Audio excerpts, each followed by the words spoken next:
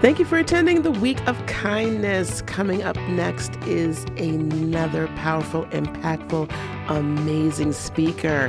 Get your notepad out, get your pen. Let's get ready and enjoy.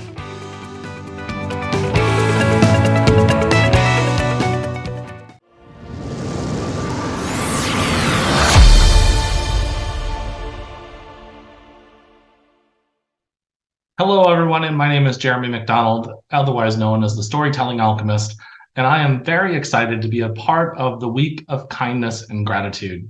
My topic today is on relationships and networking and how that builds into success for you. So we'll just go ahead and jump in and get started. I'm pretty excited about being here and connecting with all of you. But the first thing I want to do is just a very brief exercise, and we'll build into this as I do my presentation. So with that being said, let's go ahead and get started. So what I would like you to do is I would like you to just think just for a second, close your eyes, and I want you to start thinking about the life that you want.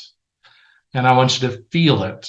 Feel that life that you want. So the relationships that you want, the people that you want in your life, and I want you to bring that into your heart and just breathe. And most importantly, I want you to feel how that would feel to you.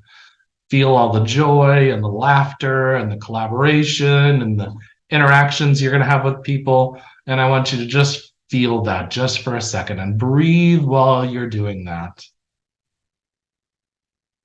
Take a deep breath in. And then just feel it. And so it shall be. And so with that being said, let's talk about relationships and networking and what that looks like for you, both business and personality-wise. And it's interesting because relationships can be very complicated or very simple.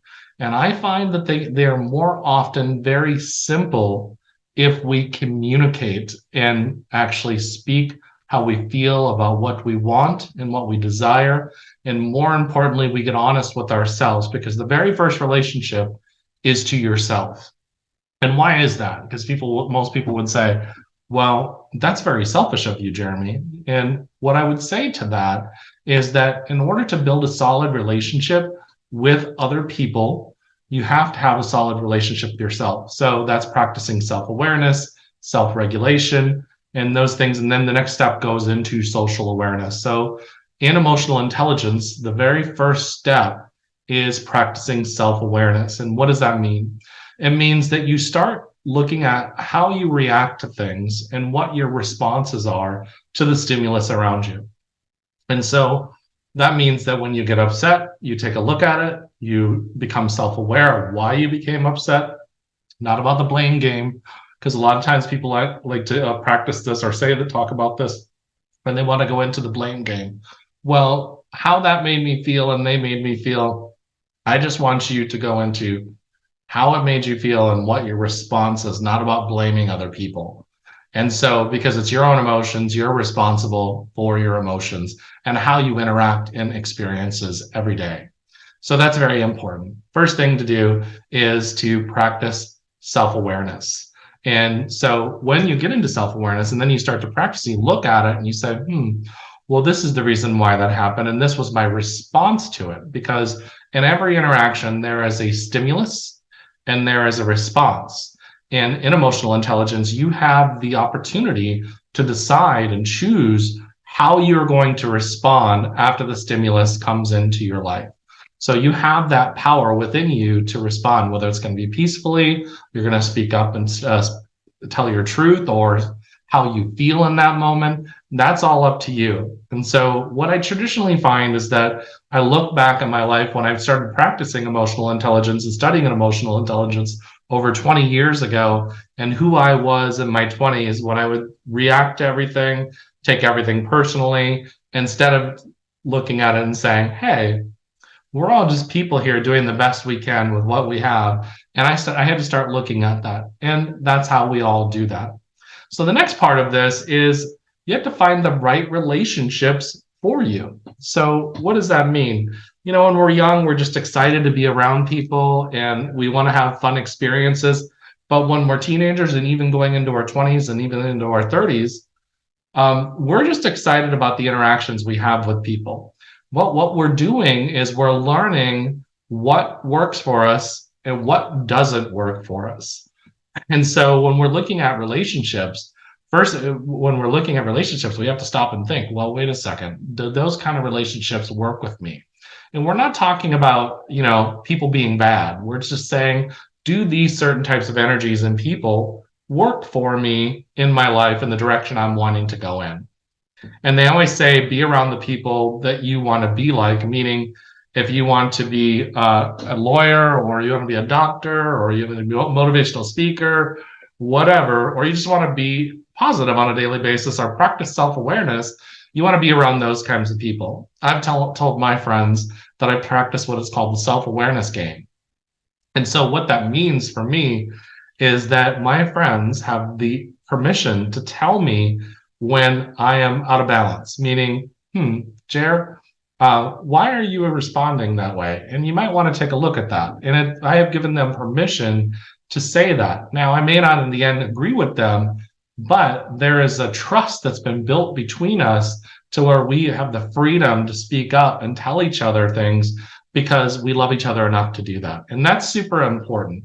So when you have your right tribe around you, and they know, example, if you have fitness goals, you're around people that have those same type of fitness goals, meaning they're trying their hardest to get their health in a place where they want it to be.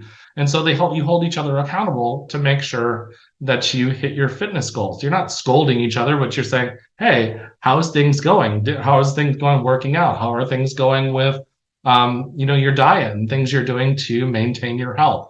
That's the kind of tribe or people you want around you, because they say that you want to be around the people that you're trying to be like, or around the group that is working in the direction that you're working in. So the right tribe can help you build momentum.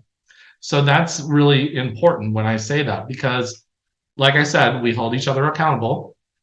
And I was part of an author group where we actually held each other accountable on our books. In other words, we'd say, hey, how is everything going on writing your chapters this week? Because what ends up happening is, as an individual, we might lose motivation. We might feel blocked. We might feel like there's things that we're not good enough, that imposter syndrome starts to kick in. And you know what beats imposter syndrome? By working through it and being the opposite of what you feel about yourself. So that's the old saying of fake it until you make it. And fake it until you make it is really fake it until you become it. Because what happens is that you're starting to act in this role that you want to work in. And as a result of that acting in that role, you start to learn and you start to grow because you're practicing self-awareness. And then it starts to become second nature for you. It starts to become easier for you as you're working towards that. And this is a part of the interaction. So what ends up happening is that there's a lot of people that get really scared to get out and build relationships and network. And that is very important, because we're interacting with other people helps you grow. Even the ones that are naysayers, or the ones that have negative things to say about what you're doing or the direction that you're going in, they are still an opportunity for you to grow. Because if you can look at what they're saying and still push forward, or even learn something from it to more self-awareness for yourself, then they are part of helping you grow. Now, like I mentioned, the right tribe helps you build momentum. Well, what ends up happening is, as you grow and you start seeing your tribe successful, you start feeling yourself being successful and seeing yourself be successful. Then what ends up happening is the energy exchange, the flow between you and your tribe, you start to give each other nourishment on an energetic level. And so what happens, though, in our life is that we have people around us that are not on the same path that we're on, meaning they're not a part of our tribe. And we hold on to them because we feel that's the way that we need to be. And so, I'll give you an example. An author that wants to put out a book and write a book, they've really been excited about it for a while.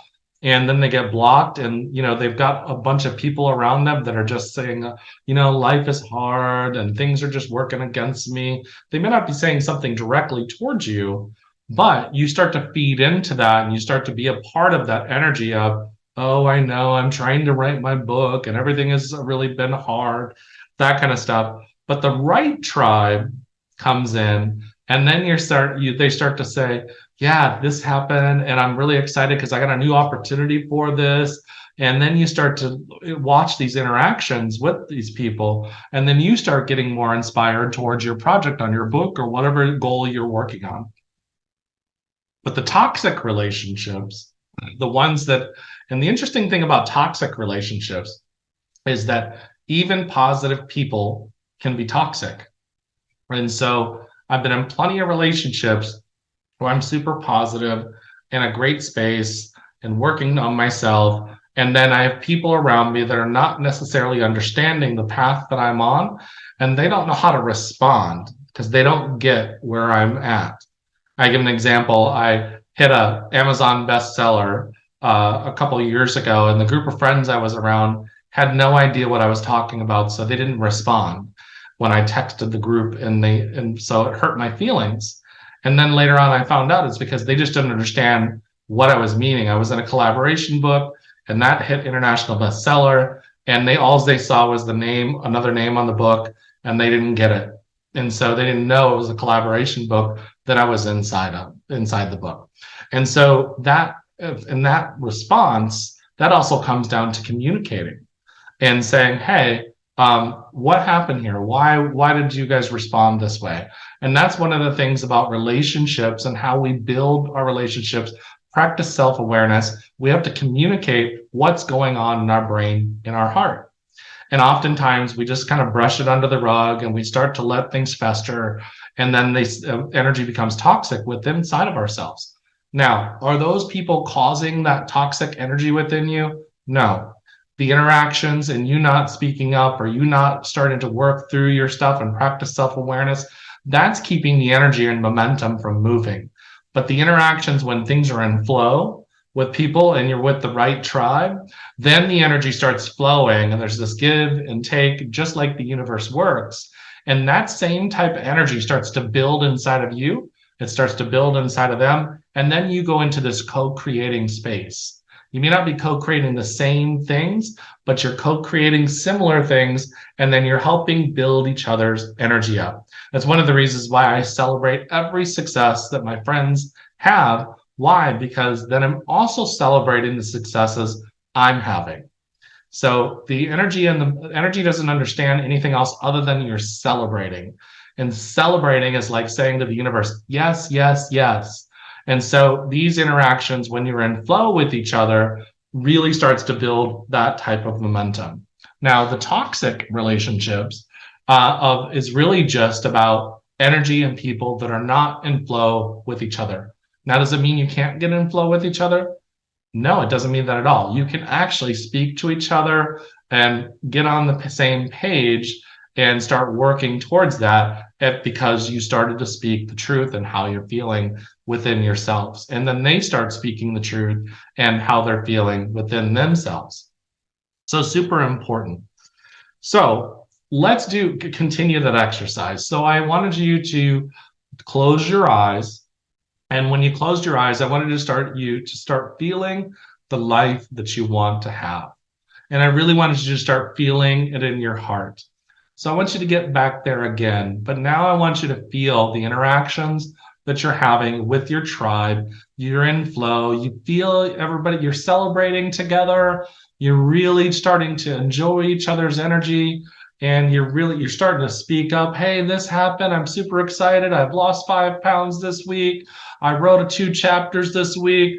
Hey, I sold my first package this week with my coaching business. Hey, this happened. Hey, I had a success at work. I got a promotion at work. And you're just really starting to feed off of each other. And you're starting to build. I want you to see that and feel it.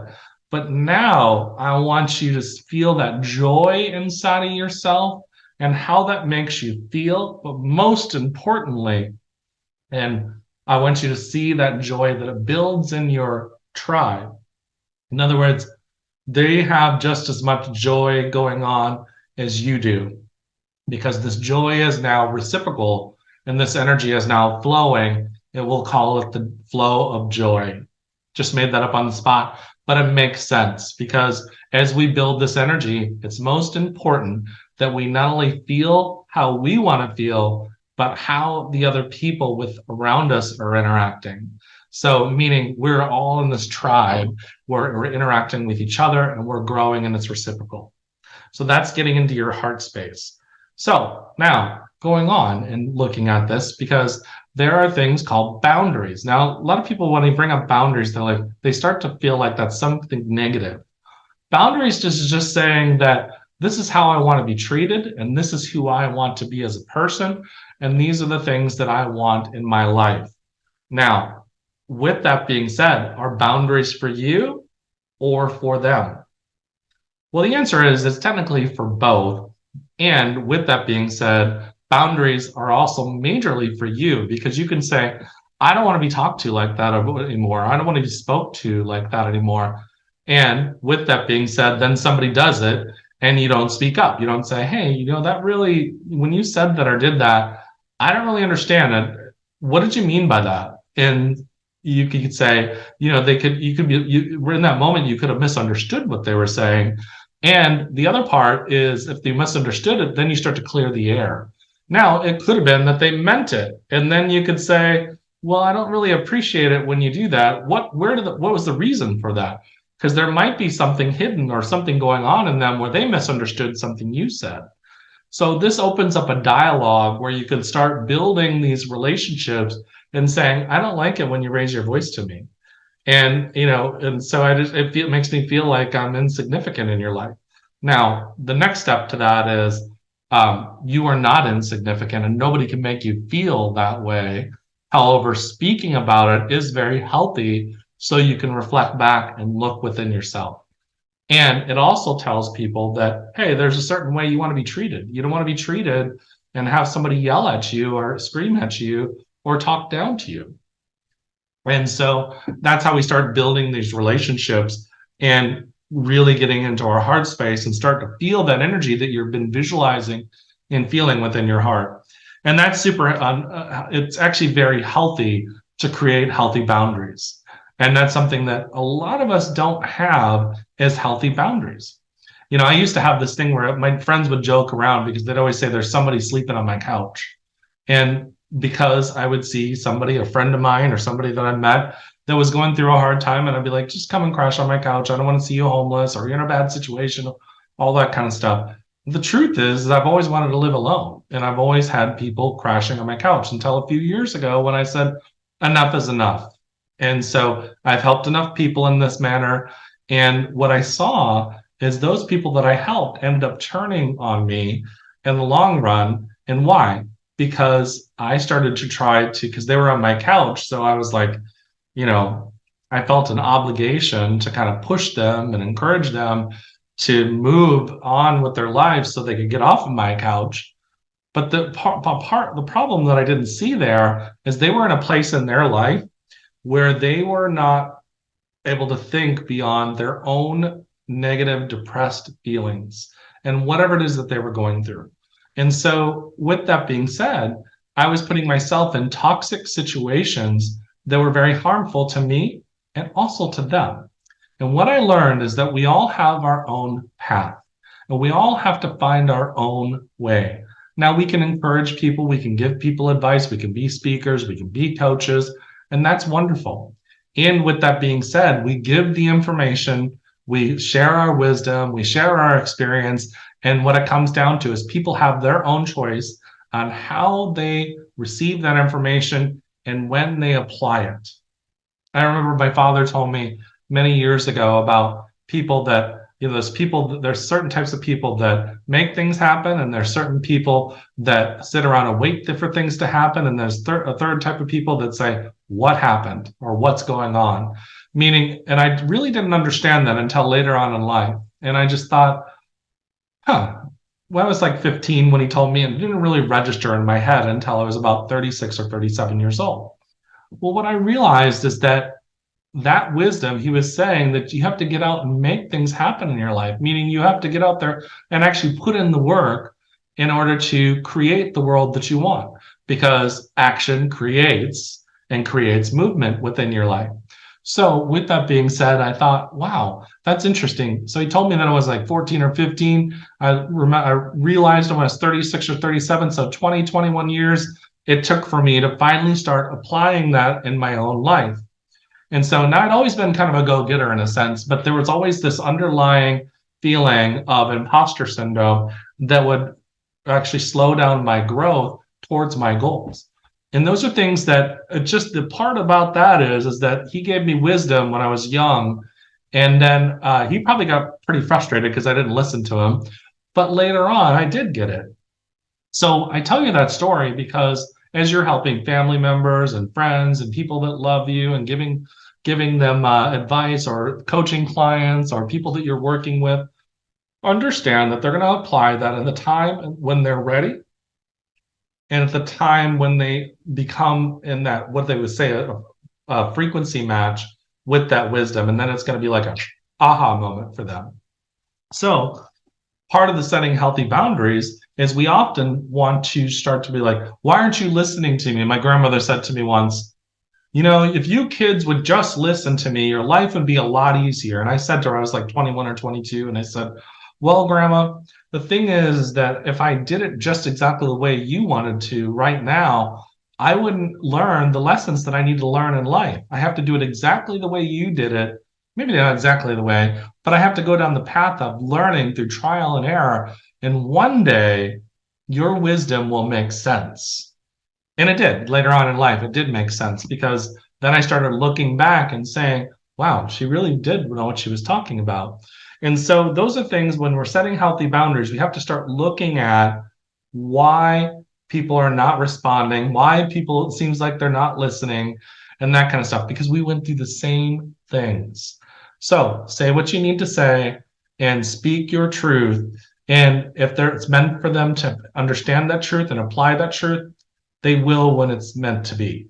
And that's very important.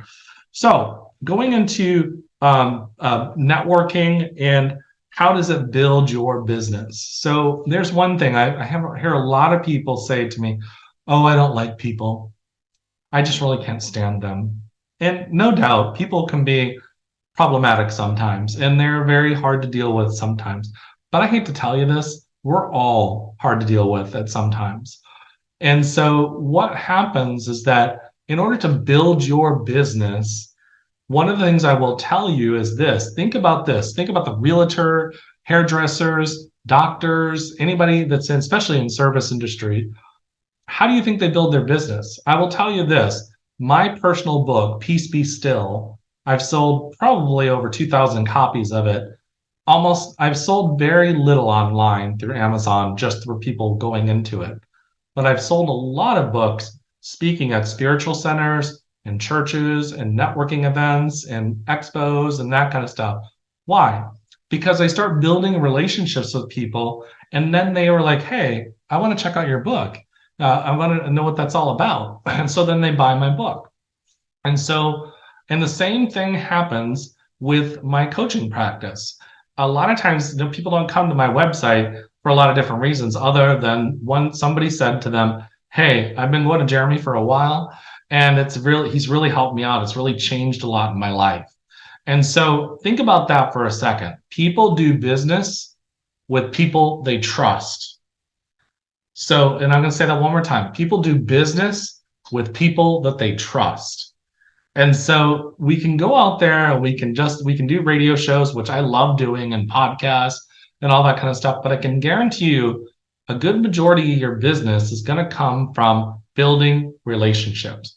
Now, you can build relationships by being on podcasts and radio shows and going out and speaking at expos and forums and that kind of stuff. Because as you're actually interacting with the audience, eventually what's going to happen is they're going to see you at multiple venues, and they're going to say, like, I really want to learn from that person. I really want to have them as a coach. I really want to have them as a healer because I've seen them several times. I've seen their YouTube videos. I've seen their TikToks. I've seen all these programs that they do, and I really enjoy it. That's still building relationships, even if you don't actually have one-on-one contact with them. So what happens is that's branding, and eventually what happens is the ceiling gets cracked, and then things just start to explode in the right direction for you. So now networking. And so one of the things that's really important to talk about this is interesting when it comes to your business. If you're a real estate agent or any type of business, people aren't going to come and knock on your door and say, hey, I would like to do business with you. You have to get out there, and you have to get out there and actually build relationships with people and interact with them. And so that is super important. And one of the things that I've been doing over the past 6 months is really rebuilding my local presence, because I've had a podcast and I've done a lot of my stuff via virtual and Zoom for many, many years. And I really had I really felt like I needed to build my local presence back up. And so what's been happening is, as I'm building my local presence back up and speaking to people here locally, they're referring people from friends and family from other parts of the country. Why? Because people love referrals and people trust the people that are referring you.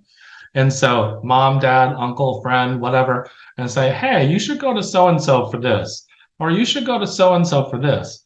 And that's what's going to help you start building your network and your business. I have a good friend that actually took down her website because her business, after almost 25 years, has been built up on referrals, where she's getting phone calls. She's got clients in South Africa, Australia, Mexico, because friends and family have been saying, hey, you need to go to this person for help. And so that's super important. As you build relationships and get out there, you'll start to, and you actually do, jokingly call it the dog and pony show. So you work with people, you actually help them in the moment. You ask their permission, of course. You say, hey, would you like to hear my perspective on what's going on in your life? And you help them in that moment. I have a lady that I helped on I did energy healing on her a few years ago, and she had a big fear of speaking in front of people and interacting with people. So we did some energy work on her, and she said it was like this huge relief of stress and anxiety that was taken away from her. And so now she has a radio show, and she's getting out there and speaking and really pushing herself to grow as a speaker and healer and teacher. And so, yes, it was the energy, but it was also her actually just taking that leap of faith and actually getting out there and trusting in herself. So with that being said, going on, what a lot of people tell me is that, well, I'm really shy and I'm introverted, and it really makes me nervous to get out there. Hey, guess what? Welcome to the club. Everybody gets nervous when we're getting out there. Until you start, it gets easier and easier. Sales professionals will tell you that the very first call I took, they were like, oh my goodness, I messed it up. It was so bad and it was so awful. And they just come up there. People that do any type of call center work or interacting with any type of person, the first interaction, as they were learning, probably wasn't the strongest. But as you do it, as you keep on going out there and doing it, it gets easier. And I want you to really think about that. Think about your life and what you do for a living now. Think about your very first job. My very first job was at Winn-Dixie, a grocery store here in Florida. And I remember how nervous I was as a bagger. I was like 14 years old and putting things in there because I couldn't remember, do you put this in this bag and these kind of things in this bag? And I noticed that every job I went to, including I started off at McDonald's after that, or very shortly after that.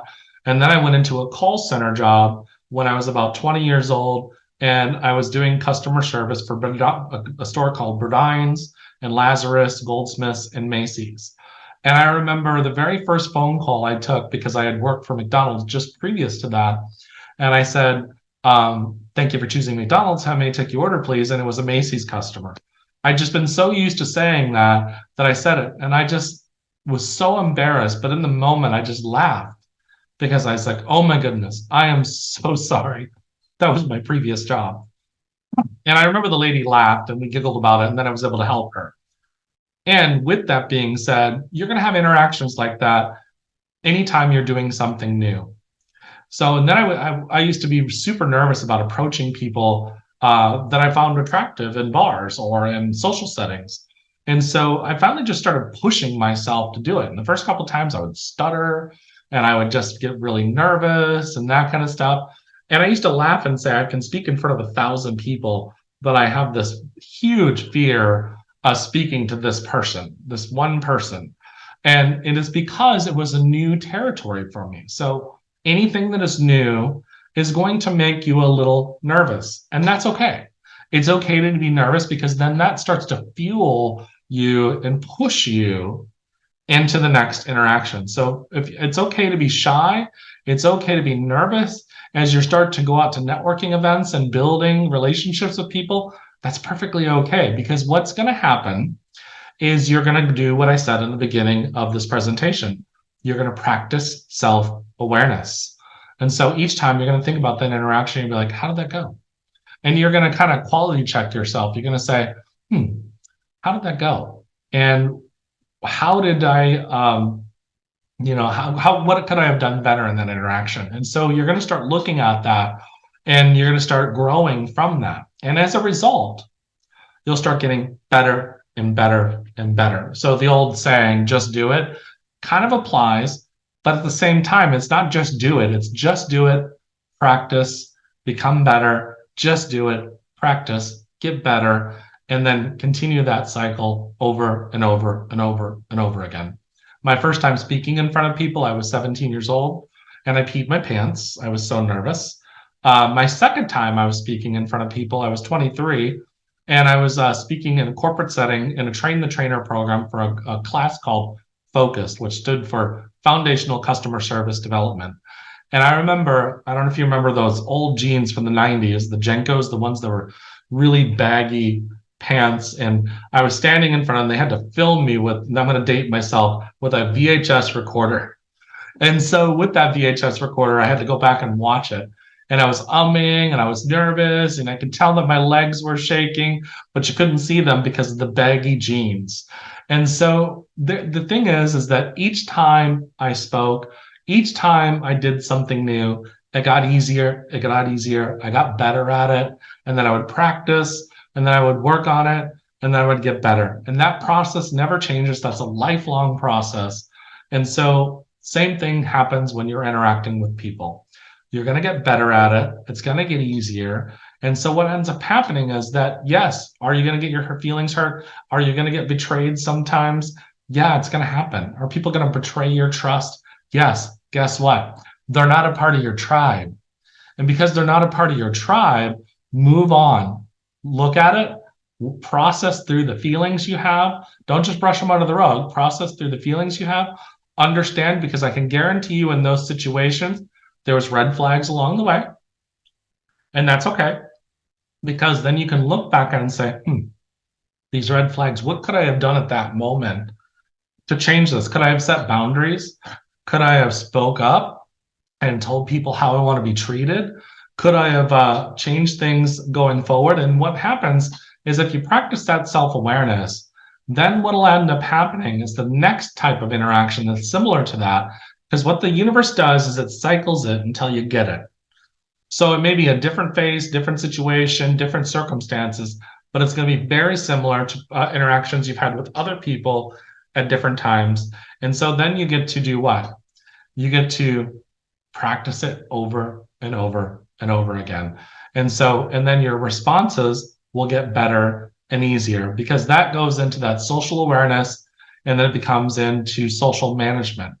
And so then as you start getting better in those stages of emotional intelligence, then you start to see your interactions, and then you start getting with your tribe that really helps you build that momentum, and the energy starts to become that reciprocal energy where you start growing and building each other up. And that's super important, to build each other up. And if you can build each other up, you're going to grow together. And that's a really powerful thing to experience. So the other thing I'm going to leave it with you with this is, if people don't like you, that's okay. They're not a part of your tribe. They don't have to like you. They could actually have loved you at one point, and then you grew as people in different directions. So you came into each other's life for a time, and then you moved on. And so what ends up happening is that we codependently try to hold on to these relationships, and then we end up getting our feelings hurt. And the problem is when we hold on to relationships, your friend or your loved one may need to be over here, and then you need to be over here. Well, if you're holding on to each other, you're preventing each other from being where you need to be at. And so now, does that mean you can separate and then come back around? Of course you can. And then you can, the really cool part about that is then you can say, hey, I haven't seen you in a few months or a couple of weeks or a couple of years or several years.